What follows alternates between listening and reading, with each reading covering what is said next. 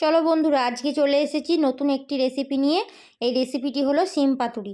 তোমরা যে যে সিম খেতে ভালোবাসো না তাদের জন্য এই রেসিপিটা অবশ্যই রইলো।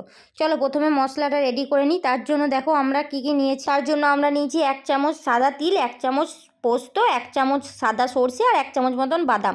তোমাদের কাছে যদি সাদা তিলটা না থাকে তাহলে তোমরা সাদা তিলটা স্কিপ করতে পারো। সাদা তিলটা না দিলেও খুব একটা খেতে খারাপ লাগবে না।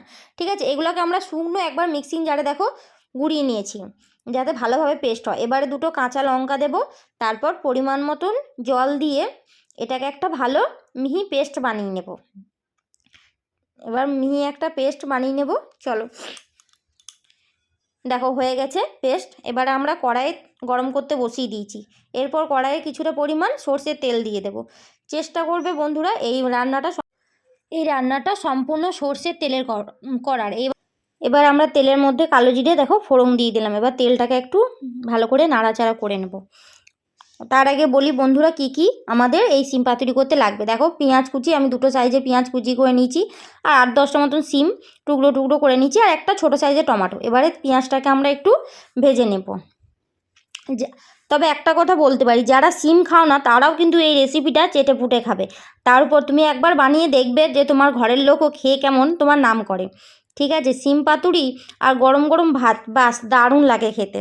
এবারে আমরা দেখো পেঁয়াজটাকে কিছুক্ষণ নেড়ে চেড়ে নেওয়ার পর সিমটাকে দিয়ে দিলাম। এবার সিমটাকে আমরা একটু ভালোভাবে নেড়ে নেবো যাতে সিমটা একটু ভাজা ভাজা হয়ে যায়। ঠিক আছে, সিমটাকে ভালোভাবে একটু নেড়ে চেড়ে ভাজা ভাজা করে নেব। তবে বন্ধুরা আমার রেসিপিগুলো যদি তোমাদের ভালো লাগে তাহলে প্লিজ চ্যানেলটাকে সাবস্ক্রাইব করে দিও, একটি লাইক করে দিও। আর তোমরা কে কোথা থেকে আমার ভিডিওটা দেখছো প্লিজ কমেন্টে অবশ্যই জানিও। দেখো সিমটাকে আমাদের বেশ একটু ভাজা ভাজা হয়ে গেছে। এরপর আমরা যে পেস্টটা বানিয়েছিলাম, সাদা তিল, সাদা সর্ষে আর পোস্ত আর কিছুটা বাদাম নিয়েছিলাম। এবার ওই পেস্টটাকে আমরা এই মশলার মধ্যে দেখো এই ভাজার মধ্যে দিয়ে দিচ্ছি। এবার এটাকে ভাজার মধ্যে দিয়ে দেওয়ার পর এটাকে আমি একটু নেড়ে চেড়ে নেব। তারপর এর সাথে যে একটা বিলাতি আমরা কুচি করে রেখেছিলাম সেই বিলাতিটা দিয়ে দেবো, যাতে মশলাটাও কষা হবে আর বিলাতিটাও এর সাথে কষে নরম হয়ে যাবে। দেখো আমরা এবারে ওই কুচি করা বিলাতিটা দিয়ে দিচ্ছি এর সাথে। বিলাতিটা সিদ্ধ হতে তো একটু টাইম লাগে, ওই জন্য দিয়ে দিলাম। তবে তোমাদের যদি কারো বিলাতি না ভালো লাগে তোমরা না দিতেও পারো, তবে অবশ্য খারাপ লাগবে না, ভালোই লাগবে খেতে। বিলাতি অনেকজনের পছন্দ হয় না তো, কিন্তু আমার বেশ ভালো লাগে, একটু কালারফুলও হয় আর একটু হালকা টক মিষ্টি একটা ভাব থাকে তার জন্য। এবার আমরা মশলাগুলো দিয়ে দিচ্ছি একে একে। দেখো এখানে আমরা দিয়ে দিচ্ছি হলুদ গুঁড়ো। হলুদ গুঁড়োটা তোমাদের আন্দাজ মতন দিয়ে দিও। এবার হলুদ গুঁড়োটা দেওয়ার পর আমরা এখানে কালারের জন্য কিছুটা খুব সামান্য পরিমাণ দেখো দিচ্ছি কাশ্মীরি লঙ্কার গুঁড়ো। এবারে আমরা এই মশলাটাকে ভালোভাবে নেড়ে নেব। বন্ধুরা চেষ্টা করবে মশলাটাকে একটু কম পাওয়ারে, গ্যাসের পাওয়ারটা কম করে ভালোভাবে মশলাটাকে কষাবার।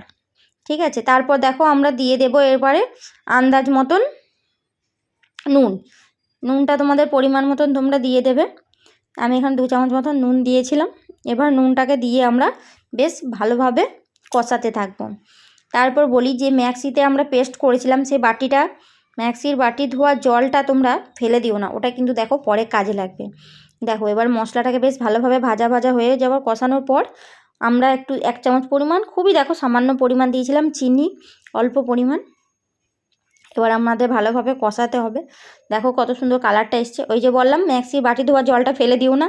দেখো ওই মিক্সির বাটি ধোয়া জলটাকে দিয়ে আমরা বেশ ভালোভাবে এটাকে কষিয়ে নেব। এটাকে চেষ্টা করবে একটু খুব কম আছে কষানোর। যত কষাবে তত কালারটাও হবে আর তত সবজিগুলো তোমার কষাতেই সেদ্ধ হয়ে যাবে। দেখো আমাদের কেমনভাবে আমরা কষাচ্ছি। চলো দেখো এবার মশলার গা থেকে আস্তে আস্তে তেল ছেড়ে আসবে।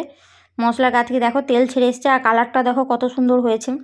তোমরা কেউ বুঝতে পারবে না, কাউকে যদি তুমি না বলো তাহলে যে এটা সিমের রেসিপি কেউ এটা বুঝতে পারবে না খেয়ে পদে। চলো এবার ভালোভাবে কষিয়ে নেওয়ার পর এখানে আমরা কিছুটা পরিমাণ মতন সিমটা দেখো সিমটা 80% মতন সেদ্ধ হয়ে গেছে।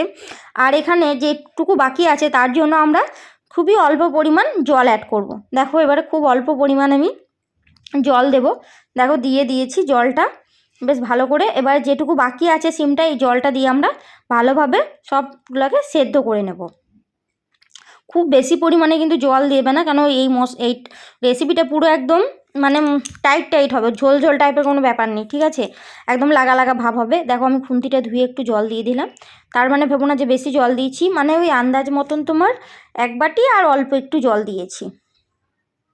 এবার ঢাকনা দিয়ে দিলাম। এবার দেখো ঢাকনা খুলে তারপর তোমাদেরকে দেখাচ্ছি, মানে ঢাকনা দিয়ে ওই 5 মিনিট মতন আমি তোমার ভালো করে সেদ্ধ করে নিয়েছি।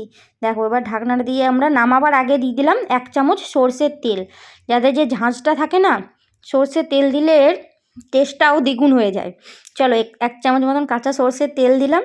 এবার এটাকে আমরা একটু নাড়াচাড়া করে লাস্টে নামাবার আগে এই দেখো ধনেপাতা দিয়ে দিয়েছি আমি। নামাবার আগে কিছুটা পরিমাণ ধনেপাতা দিয়ে এটাকে ভালো করে নেড়ে চেড়ে এটাকে চেষ্টা করবে কড়াই থেকে আজাড়বে না, চট করে ঢাকনা দিয়ে ভালো করে রেখে দেবে, যাতে স্মেলটা পুরোটা হয়। তারপর তোমরা কিছুক্ষণ পর মানে খাবার আগে তোমরা নামিয়ে নেবে, গরম গরম ভাত আর এই শিম পাতুরি, ব্যাস দারুণ লাগবে।